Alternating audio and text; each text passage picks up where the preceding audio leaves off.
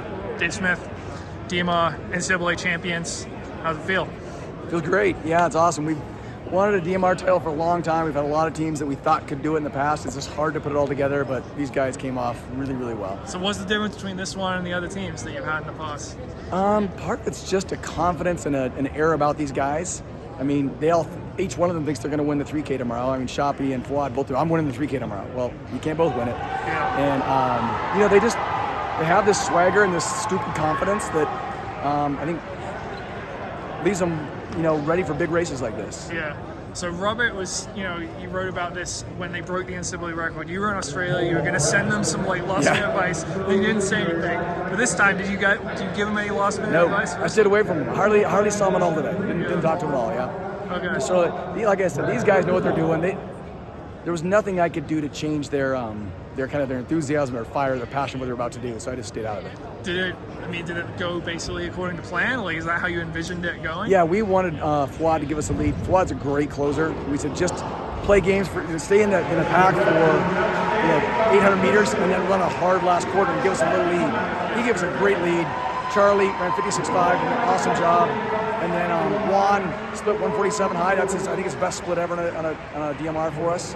And then Shoppy, I told him, if you get in the lead, 29.5s, don't go any faster than that. Just run 29.5s and be methodical. And he was at 25-30 points the entire way, just methodical. Well, I mean, that's hard to do, though, getting it is on with really that hard, lead yeah. and not getting overexcited. Yeah. I told him 25 is going to feel like a 28. So just think about what you did when you ran at Arkansas. Use that effort, but it's not going to be that pace, And so, honestly, those guys got to go out and do it. And Shoppy they were all good, but Shoppy, it's hard to do when you're in the lead like that, but he was pretty dang good. So what point of the race do you think, hey, we've got this locked up?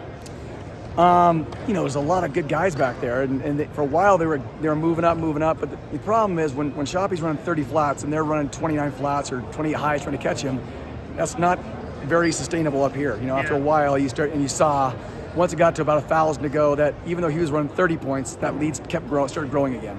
And so I kept yelling, just stay with the last four. And he got the last four and picked up a little bit, I think, and finished pretty well. Does this make up for losing out on the tiebreaker and cross, or is that one still No. No, No, it does not make it up. But I've always wanted a DMR title, either men or women or both, and we thought we had two teams that could win today. The women had a tough situation. We got to the first exchange in the lead and dropped the baton, and it's hard to come back from that, and they battled back for sixth. But both teams they're all back next year. We don't lose any legs of our DMRs for next year, so we'll reload, try to do it again next year. What about the 3K tomorrow? Those guys are coming back? Yeah, I mean, like I was saying, those guys, they have just supreme confidence. They're both telling me, one down, one to go, we're winning tomorrow. I said, well, you can't both win. One of you's not going to win. And so, there's, like I keep trying to tell them, there's a lot of really good guys in that 3K. And the guys ran hard in the 5K, but they're all back tomorrow. And so, the 3K is always kind of a war of attrition.